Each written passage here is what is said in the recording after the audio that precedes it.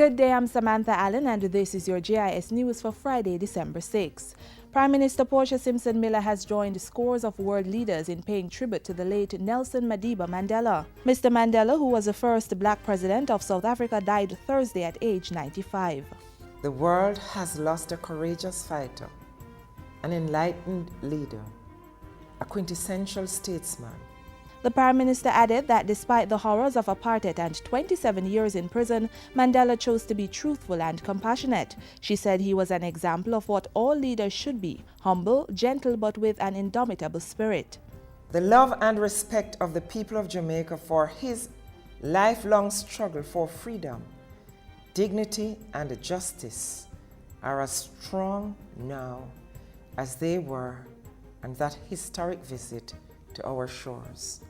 We grieve together with the people of South Africa and the family of the late president the loss of this giant of our times, this man for all times. Jamaica has long recognized Mandela's contribution to society by naming the Nelson Mandela Highway in his honor, as well as the Nelson Mandela Park in Halfway Tree, St. Andrew.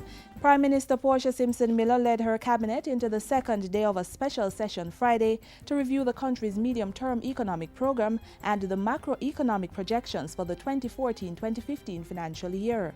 During Thursday's meeting, Mrs. Simpson Miller said government had successfully made many of the difficult decisions necessary to put the country on a stable economic path. Prime Minister Simpson Miller said Jamaica had been meeting the macroeconomic targets, including passing the first two IMF reviews. She advised that government had also been faithful in its obligations to workers and the commitment to expand spending on social protection. At the same time, the Prime Minister said the administration remained faithful to its debt reduction strategy and priority on job creation and economic growth. The special meeting is an early start to the 2014-2015 budget preparation exercise. The National Security Ministry has launched a three-pronged strategy for crime fighting called Unite for Change. It seeks to rekindle hope in the society and mobilize law-abiding citizens and organizations to work together as a united front against crime. National Security Minister Peter Bunting says stakeholders will solve crime by treating it as a disease, interrupting gang activities, preventing the spread of these activities, and changing the behavior of citizens.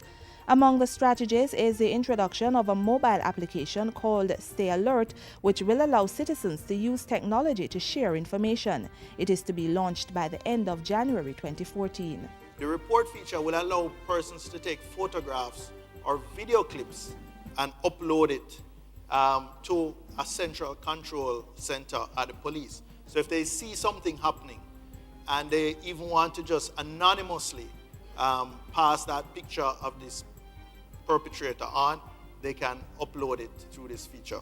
There will also be a panic mode feature which will send an alert to police control, and the GPS tracker would send the person's location to the police. One of the challenges the police have, particularly in some of the informal communities in St. James, etc., is that there are no street names, there are no street numbers. So they get a call and they're blamed for taking a long time to respond. But a lot of times it takes time to find the location. A National Youth Violence Prevention Forum will also be held in January to see how persons can share best practices, increase awareness, and build consensus on crime-fighting strategies. Health Minister Dr. Fenton Ferguson has welcomed a proposal to expand the Caribbean 2020 Vision Program. The program focuses on preventing blindness caused by diabetic retinopathy through screening, early detection, and treatment. It currently operates in the Southern Regional Health Authority and is to be expanded to the Northeast region. In a statement presented on his behalf at the Caribbean Vision 2020 seminar Tuesday, Dr. Ferguson said the move had his full endorsement. Minister Ferguson said eye care was an important part of government's efforts to deliver quality health care, adding that the administration was committed to the elimination of avoidable blindness by the year 2020. The Caribbean Vision 2020 seminar facilitated an intense discussion on the program's progress, as well as the recently approved 2014 to 2019 Global Action Plan targeting universal eye health. And that's it for JIS News today. I'm Samantha Allen. Thanks for watching.